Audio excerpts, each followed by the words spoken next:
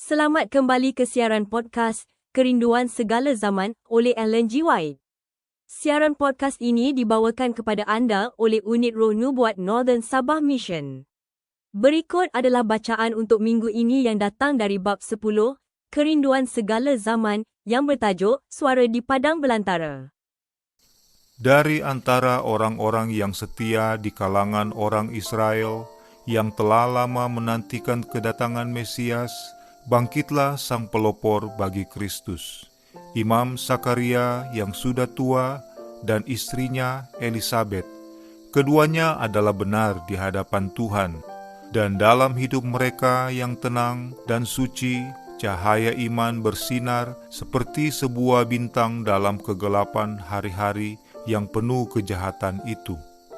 Kepada suami istri yang beribadah ini, telah dijanjikan seorang anak laki-laki yang akan berjalan mendahului Tuhan untuk mempersiapkan jalan baginya.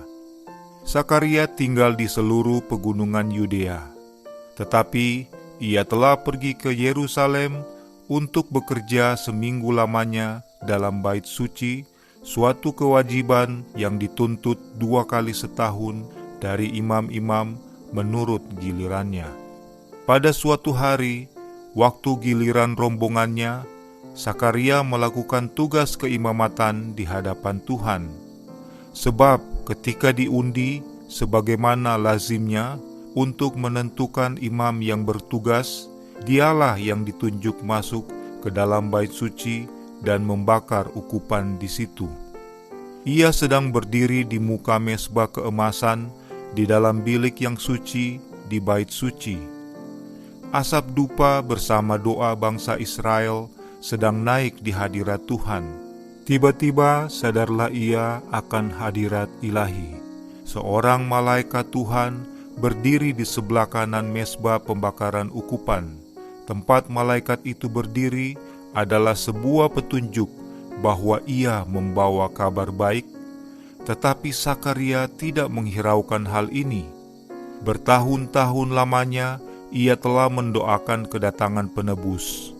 Kini surga mengutus pesuruhnya untuk memberitahukan bahwa doa itu sudah hampir dijawab.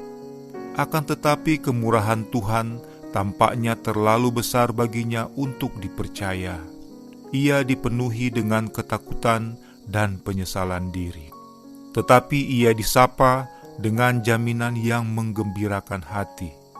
Jangan takut, hai Sakaria, sebab doamu telah dikabulkan, dan Elisabet, istrimu, akan melahirkan seorang anak laki-laki bagimu, dan haruslah engkau menamai dia Yohanes.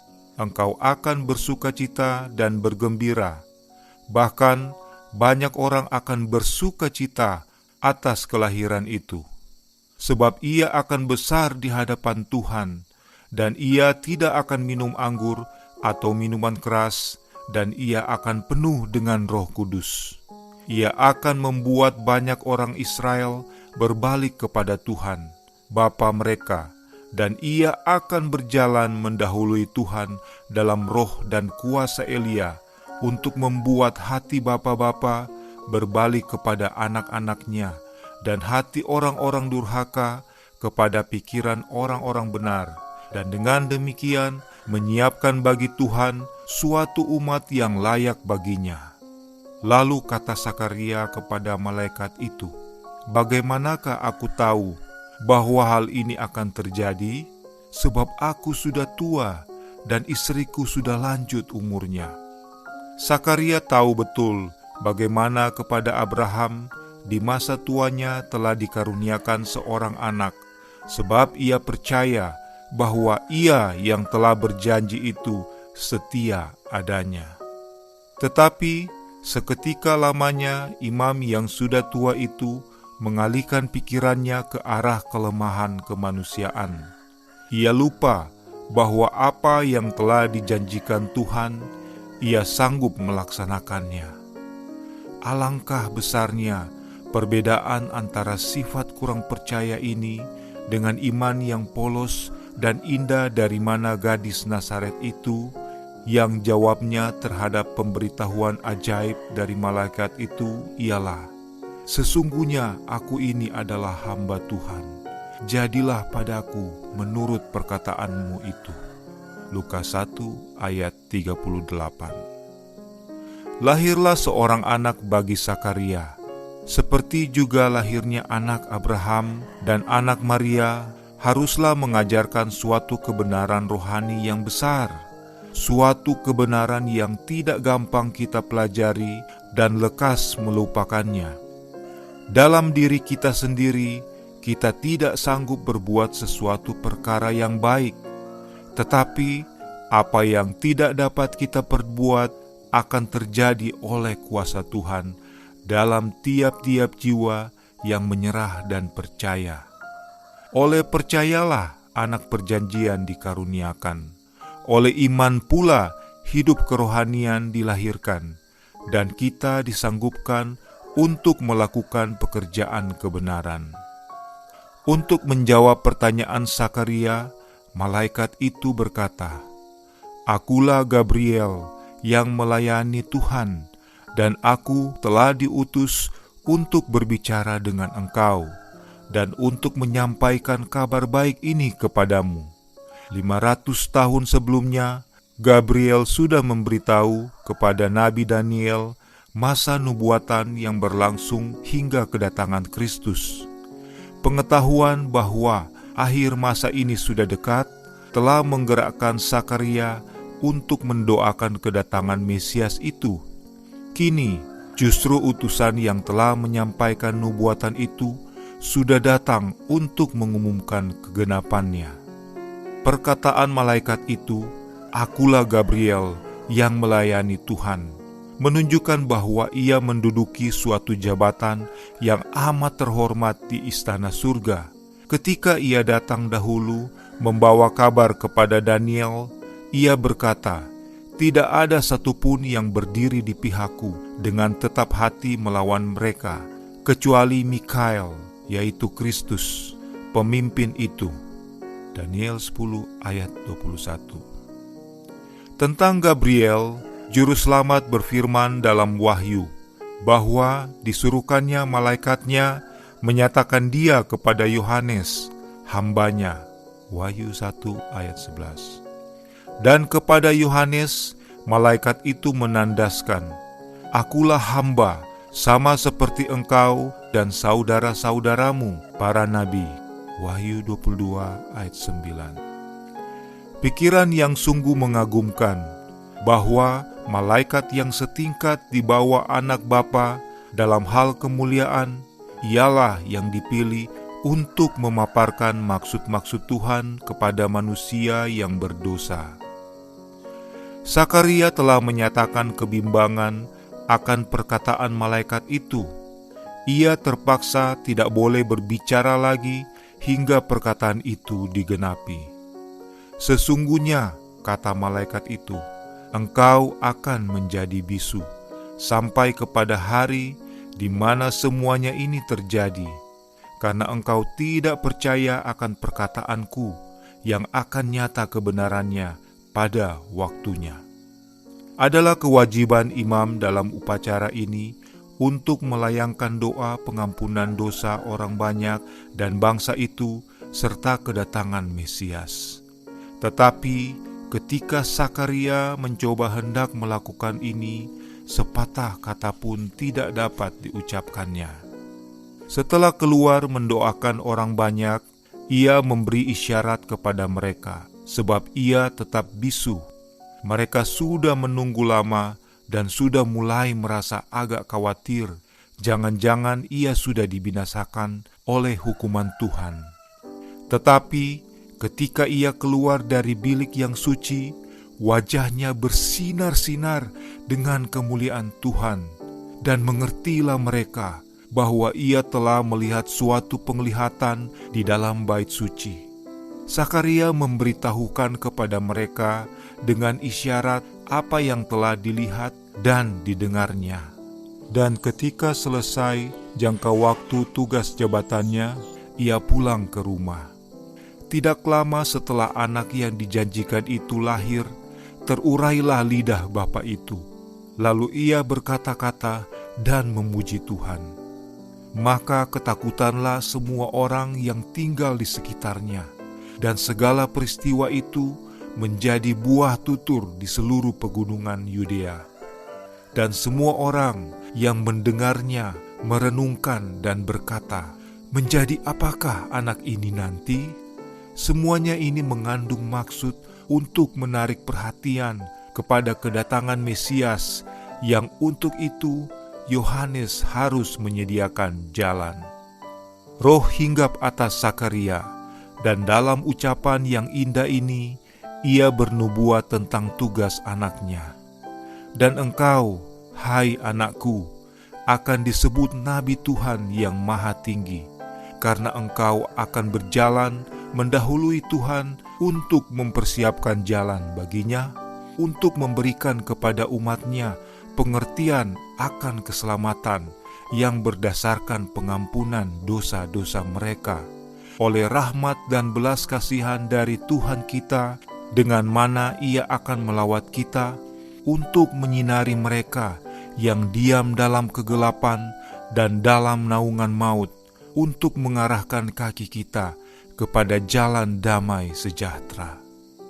Adapun anak itu bertambah besar dan makin kuat rohnya, dan ia tinggal di padang gurun sampai kepada hari ia harus menampakkan diri kepada Israel. Sebab ia akan besar di hadapan Tuhan, dan ia tidak akan minum anggur atau minuman keras, dan ia akan penuh dengan Roh Kudus.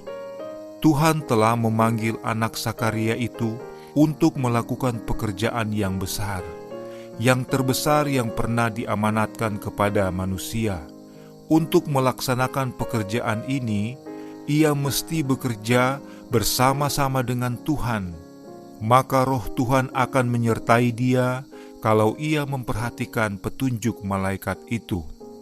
Yohanes harus tampil sebagai utusan Yahweh untuk membawa terang Bapa kepada manusia. Ia wajib memberikan suatu tujuan yang baru bagi pikiran mereka. Ia wajib menekankan ke dalam pikiran mereka kesucian tuntutan-tuntutan Bapa dan keperluan mereka akan kebenarannya yang sempurna itu.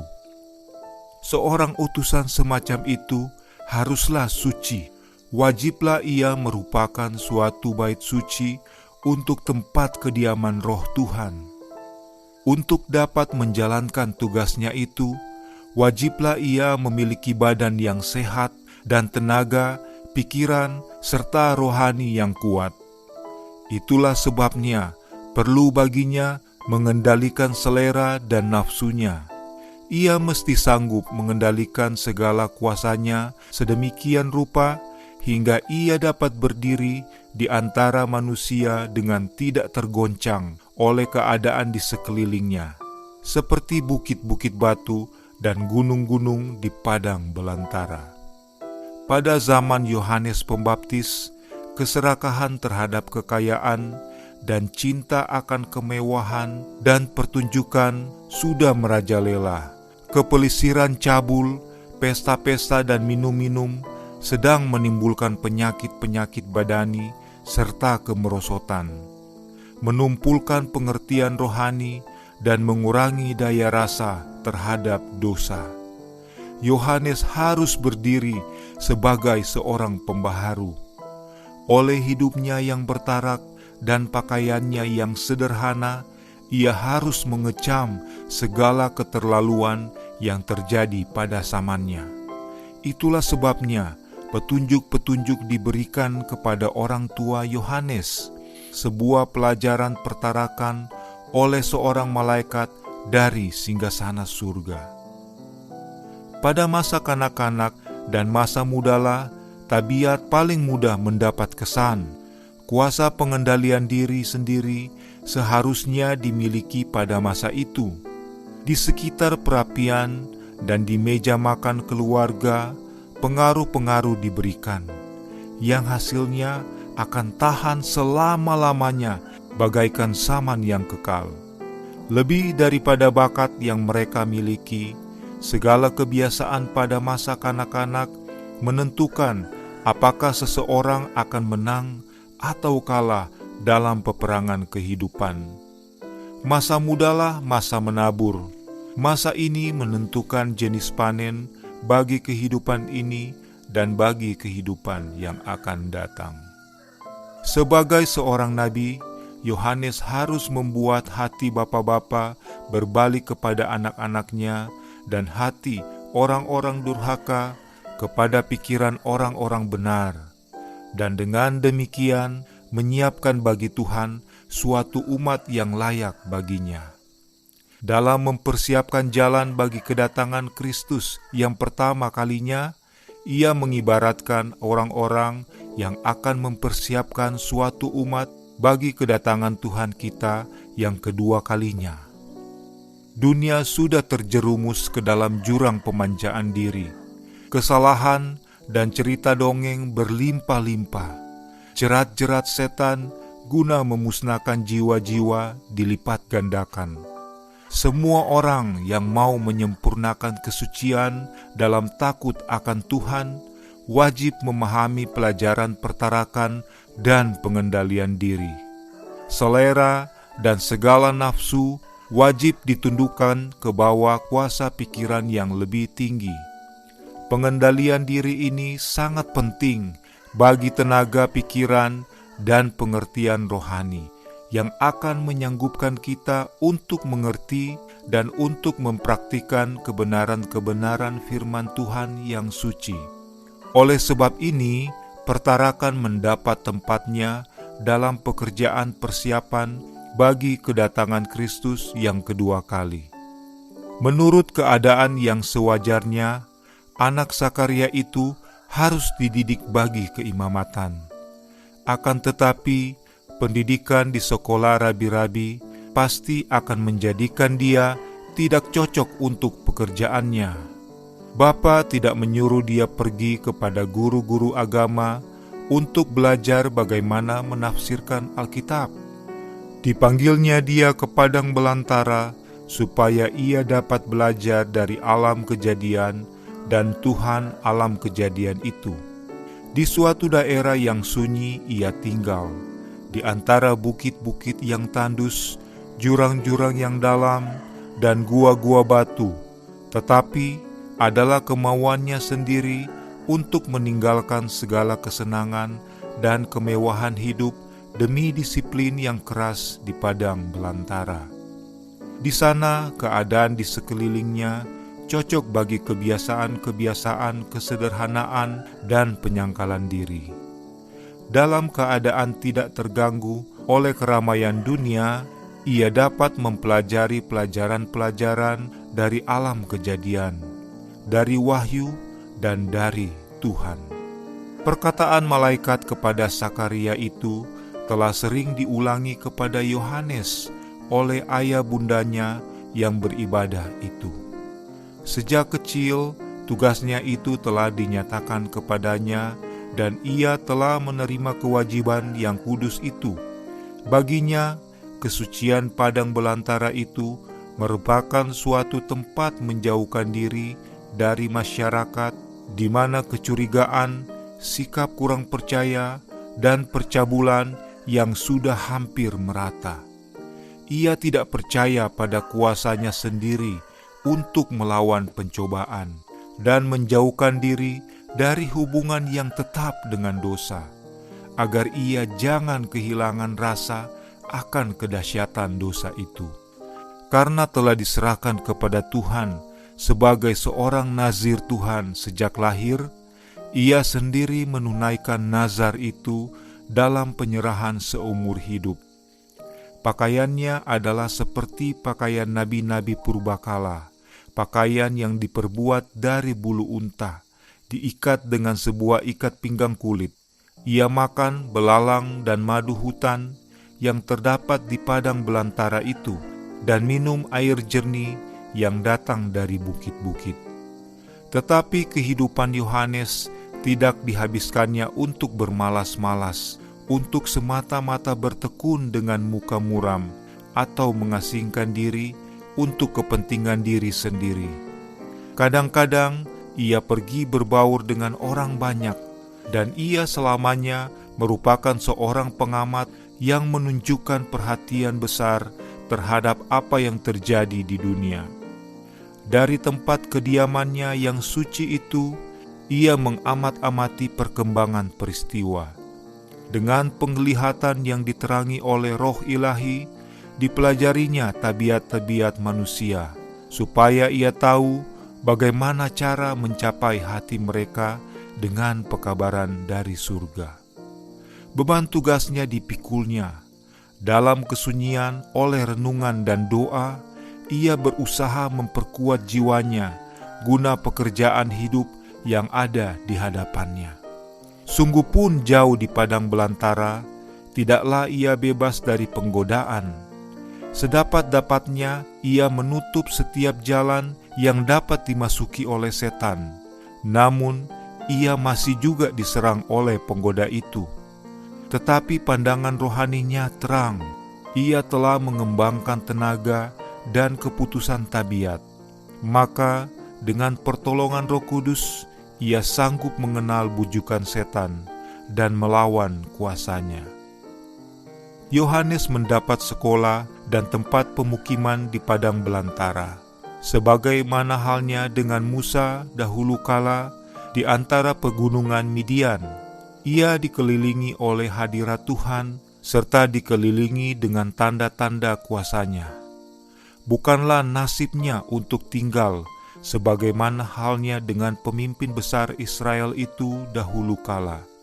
Ia di tengah-tengah kesunyian pegunungan yang hebat dan mulia, tetapi di hadapannya adalah gunung-gunung Moab di seberang Yordan, yang berbicara tentang Dia yang telah mendirikan gunung-gunung itu, serta memperlengkapinya dengan kekuatan. Pemandangan alam yang suram dan ngeri di tempat kediamannya di padang belantara itu dengan jelas melukiskan keberadaan Israel. Kebun anggur Tuhan yang subur itu sudah menjadi padang gurun yang sunyi. Tetapi di atas padang gurun itu, langit melengkung terang dan indah. Awan-awan yang berkumpul, gelap dengan badai, dilengkungi dengan pelangi perjanjian. Demikianlah di atas kehinaan Israel, bersinarlah kemuliaan kerajaan Mesias yang telah dijanjikan itu. Awan murka dilingkungi pelangi perjanjian kemurahannya. Seorang diri pada waktu malam yang sunyi, ia membaca janji Tuhan kepada Abraham tentang benih yang tidak terhitung seperti bintang-bintang banyaknya. Cahaya fajar yang menyepu pegunungan Moab bercerita tentang Dia yang akan menjadi seperti fajar di waktu pagi, pagi yang tidak berawan.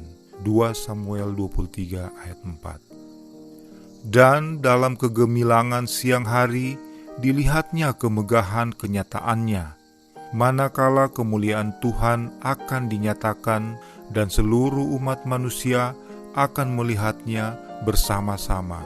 Yesaya 40 ayat 5.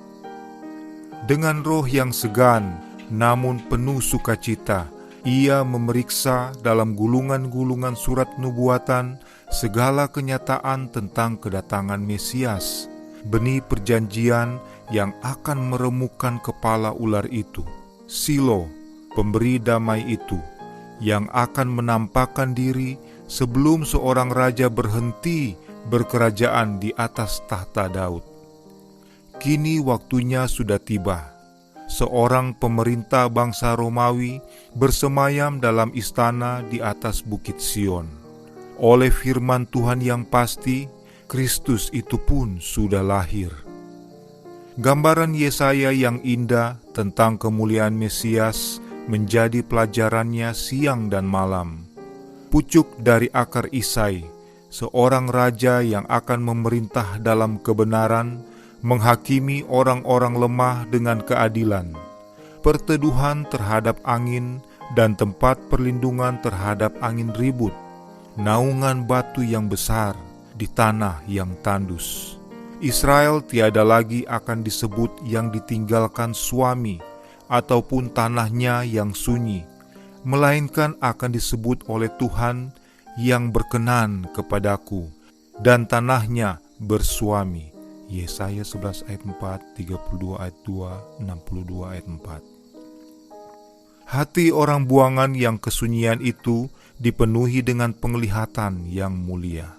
Ia memandang kepada raja itu dalam kemuliaannya, lalu diri pun dilupakan. Ia melihat kemuliaan kesucian, lalu merasa dirinya tidak sanggup dan tidak layak. Ia sudah sedia untuk pergi sebagai utusan surga, tiada gentar oleh kemanusiaan, sebab ia telah memandang kepada Ilahi. Ia dapat berdiri tegak dan berani di hadapan raja-raja duniawi, sebab ia sudah sujud di hadapan raja segala raja. Yohanes belum mengerti betul sifat kerajaan Mesias itu. Ia mengharap bahwa Israel akan dilepas dari musuh-musuh bangsanya. Tetapi kedatangan seorang raja dalam kebenaran dan penetapan Israel sebagai suatu bangsa yang suci merupakan tujuan harapannya yang besar itu. Demikianlah ia percaya akan digenapkannya nubuatan yang diberikan pada waktu ia lahir, dan mengingat akan perjanjiannya yang kudus, supaya kita terlepas dari tangan musuh dan dapat beribadah kepadanya tanpa takut, dalam kekudusan dan kebenaran di hadapannya seumur hidup kita. Ia melihat bangsanya tertipu, merasa puas akan diri sendiri, dan tidur dalam dosa-dosanya. Ia ingin membangunkan mereka kepada cara hidup yang lebih suci, kabar yang telah diberikan Tuhan kepadanya supaya disiarkan, dimaksudkan untuk mengejutkan mereka dari kelalaiannya dan membikin mereka gemar karena kejahatannya yang besar itu. Sebelum benih Injil dapat ditanamkan, tanah hati itu mesti dihancurkan. Sebelum mereka mencari kesembuhan dari Yesus, mereka wajib disadarkan lebih dahulu akan bahaya mereka dari luka-luka dosa. Tuhan tidak mengutus pesuruh untuk memuji-muji orang berdosa. Ia tidak memberikan kabar damai untuk membuai orang-orang yang belum disucikan ke dalam keamanan maut. Ia meletakkan beban berat di atas angan-angan hati orang yang bersalah, serta menusuk jiwa dengan panah-panah keyakinan. Malaikat-malaikat yang melayani menghadapkan kepadanya hukuman Tuhan yang mengerikan untuk memperdalam rasa keperluan, serta mendorong orang itu berseru, "Apakah yang harus aku perbuat supaya aku selamat?" Kemudian tangan yang telah merendahkan ke dalam abu itu mengangkat orang yang bertobat itu. Suara yang telah menemplak dosa dan mendatangkan malu kepada kecongkakan dan sifat suka mencari nama, bertanya dengan belas kasihan yang selembut-lembutnya, "Apakah kau kehendaki kuperbuat padamu?" Ketika pekerjaan Yohanes mulai, bangsa itu sedang berada dalam keadaan gelisah dan rasa tidak puas di pinggir api revolusi. Setelah Archelaus dipecat, Yudea telah berada langsung di bawah kekuasaan Roma. Kelaliman dan pemerasan yang dilakukan oleh gubernur-gubernur Romawi dan usaha mereka yang kuat dan tetap hendak memasukkan segala lambang dan kebiasaan kafir, mengobarkan api pemberontakan yang telah dipadamkan dalam darah beribu-ribu pahlawan Israel. Semuanya ini mempertebal kebencian nasional terhadap Roma, serta menambahkan kerinduan hendak dibebaskan dari kuasanya. Di tengah pertikaian dan pergolakan itu, suatu suara terdengar dari padang belantara. Suatu suara yang mengagetkan dan keras, namun penuh harapan. "Bertobatlah, sebab kerajaan surga sudah dekat." Dengan suatu kuasa yang baru dan asing digerakkannya hati bangsa itu. Nabi-nabi telah menubuatkan kedatangan Kristus sebagai suatu peristiwa yang masih jauh di masa depan. Tetapi disinilah suatu pengumuman yang mengatakan bahwa kedatangan itu sudah dekat.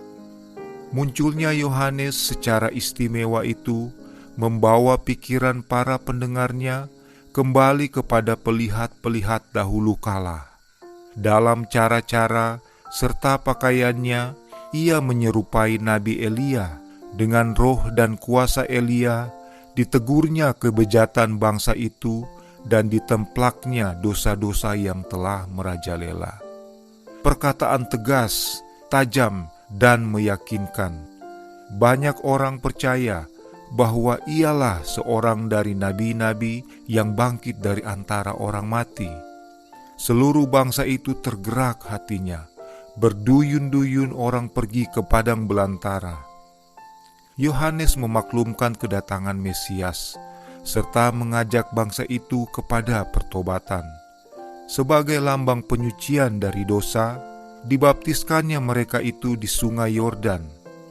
Demikianlah, dengan suatu pelajaran penting yang mengandung arti, dinyatakannya bahwa orang-orang yang mengaku dirinya umat pilihan Tuhan itu sudah dinajiskan oleh dosa, dan bahwa dengan tiada penyucian hati dan hidup, mereka itu tidak akan mendapat bagian dalam kerajaan Mesias itu. Penghulu-penghulu dan rabi-rabi, serdadu-serdadu, para pemungut cukai, dan para petani datang untuk mendengar nabi itu. Seketika lamanya amaran yang tekun yang datang dari Tuhan itu mengejutkan hati mereka. Banyak yang bertobat dan menerima baptisan. Orang dari segala lapisan masyarakat menyerahkan diri kepada tuntutan pembaptis itu supaya boleh mendapat bagian dalam kerajaan yang diumumkannya itu. Banyak dari antara ahli-ahli Taurat dan orang-orang Farisi datang mengakui dosa mereka dan minta dibaptiskan. Mereka telah meninggikan diri sendiri sebagai orang yang lebih baik daripada orang lain, dan telah menuntun orang banyak untuk memandang tinggi kesalahan mereka. Sekarang, segala rahasia hidup mereka yang bersalah itu tersingkap. Tetapi Yohanes diberitahu oleh Roh Suci bahwa banyak dari orang-orang ini tidak menaruh keyakinan akan dosa. Mereka adalah pengikut jalannya waktu. Sebagai sahabat Nabi itu, mereka berharap akan mendapat keridlaan dari Raja yang akan datang itu. Maka, oleh menerima baptisan dari tangan guru muda yang termasyhur ini, mereka bermaksud memperkuat pengaruh mereka dalam masyarakat. Yohanes menghadapi mereka dengan pertanyaan yang tajam ini. Hai kamu keturunan ular beludak! Siapakah yang mengatakan kepada kamu bahwa kamu dapat melarikan diri dari murka yang akan datang? Jadi, hasilkanlah buah yang sesuai dengan pertobatan, dan janganlah mengira bahwa kamu dapat berkata dalam hatimu, Abraham adalah bapa kami, karena aku berkata kepadamu, Tuhan dapat menjadikan anak-anak bagi Abraham dari batu-batu ini. Orang Yahudi telah salah menafsirkan janji Tuhan tentang kecintaan yang kekal terhadap Israel. Beginilah firman Tuhan, yang memberi matahari untuk menerangi siang, yang menetapkan bulan dan bintang-bintang untuk menerangi malam, yang mengharu biru laut sehingga gelombang-gelombangnya ribut. Tuhan semesta alam namanya. Sesungguhnya, seperti ketetapan-ketetapan ini tidak akan beralih dari hadapanku, demikianlah firman Tuhan. Demikianlah keturunan Israel juga tidak akan berhenti menjadi bangsa di hadapanku untuk sepanjang waktu. Beginilah firman Tuhan, sesungguhnya seperti langit di atas tidak terukur dan dasar-dasar bumi di bawah tidak terselidiki, demikianlah juga aku tidak akan menolak segala keturunan Israel, karena segala apa yang dilakukan mereka, demikianlah firman Tuhan, Yeremia 31 ayat 35-37. Orang Yahudi mengira karena mereka keturunan Abraham, mereka berhak atas janji ini, tetapi mereka mengabaikan syarat-syarat yang telah ditentukan oleh Tuhan. Sebelum memberikan janji itu, Ia telah berfirman, "Aku akan menaruh Tauratku dalam batin mereka dan menuliskannya dalam hati mereka. Maka Aku akan menjadi Tuhan mereka dan mereka akan menjadi umatku. Sebab Aku akan mengampuni kesalahan mereka dan tidak lagi mengingat dosa mereka." Yeremia 31 ayat 33 dan 34. Kepada suatu bangsa yang dalam hatinya hukumnya tertulis, kasih sayang Tuhan dipastikan. Mereka satu dengan Dia, tetapi orang Yahudi telah memisahkan diri dari Tuhan. Karena dosa, mereka menderita di bawah hukumnya. Inilah yang menyebabkan perhambaan mereka kepada bangsa kafir. Pikiran mereka sudah digelapkan oleh pelanggaran, dan oleh sebab pada waktu yang lalu Tuhan telah memberikan kepada mereka kasih sayang yang begitu besar. Mereka memaafkan segala dosa mereka. Mereka memuji-muji diri dengan mengatakan bahwa mereka lebih baik daripada orang lain dan berhak mendapat berkat-berkat-Nya. Hal ini dituliskan untuk menjadi peringatan bagi kita yang hidup pada waktu di mana zaman akhir telah tiba. 1 Korintus 10 ayat 11. Betapa sering kita salah menafsirkan berkat-berkat Tuhan, serta memuji diri kita sendiri bahwa kita beroleh kasih sayang karena sesuatu kebaikan yang ada dalam diri kita. Tuhan tidak dapat melakukan bagi kita apa yang ingin dilakukan. Segala karunia-Nya telah digunakan untuk memperbesar kepuasan diri kita sendiri, serta untuk mengeraskan hati kita dalam keadaan kurang percaya dan dosa. Yohanes menandaskan kepada guru-guru Israel itu bahwa kecongkakan hati, sifat mementingkan diri, serta kebengisan mereka itu menunjukkan bahwa mereka adalah keturunan ular beludak, suatu kutuk yang sungguh amat berbahaya bagi orang banyak, bukannya anak-anak Abraham yang adil dan penurut itu.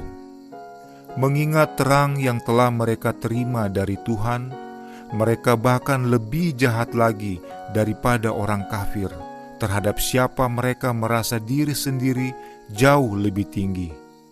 Mereka sudah melupakan batu yang daripadanya mereka telah dipahat, dan lubang yang dari dalamnya mereka telah digali.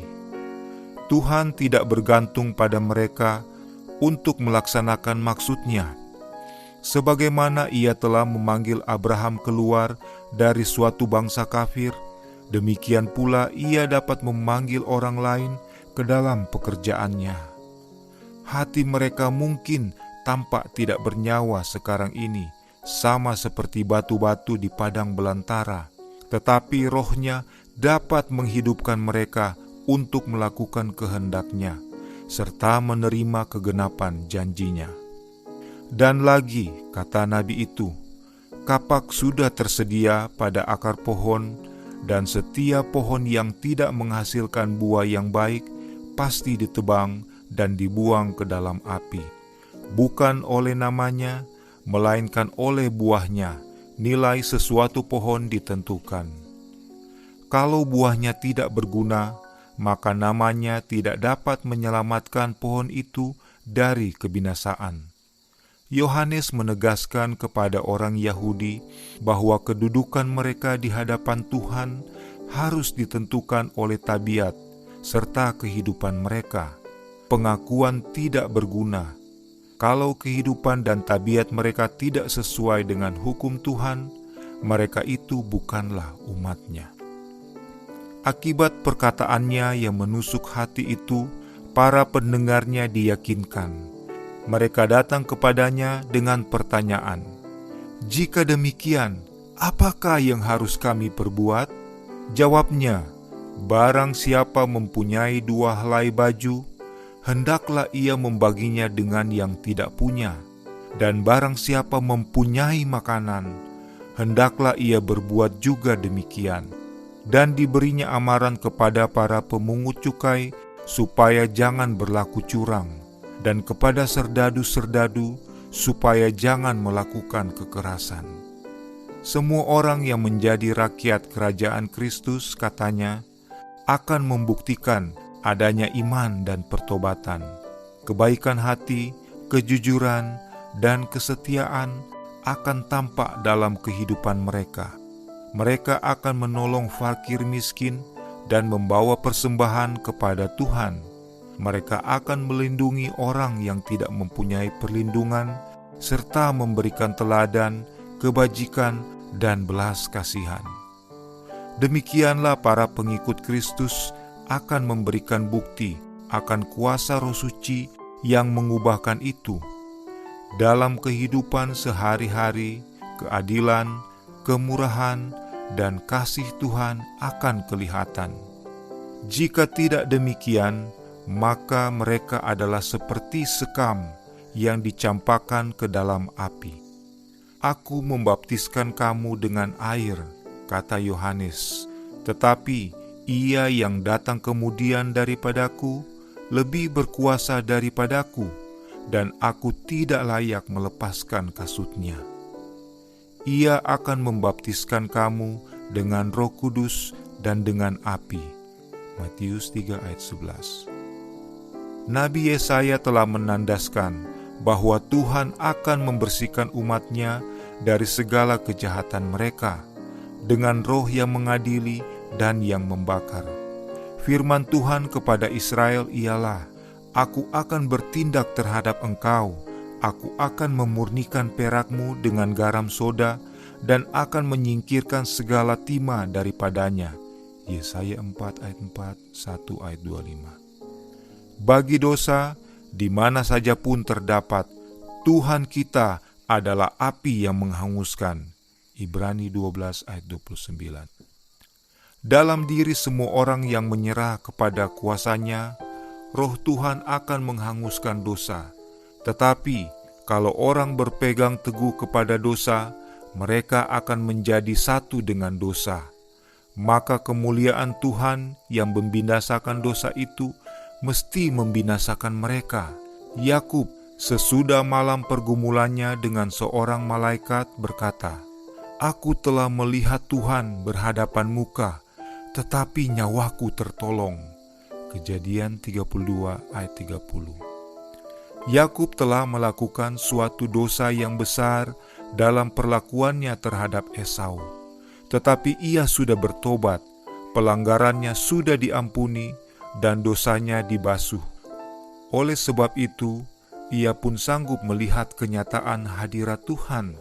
Tetapi di mana saja manusia datang menghadap Tuhan, sementara dengan sengaja menyimpan kejahatan, mereka akan dibinasakan.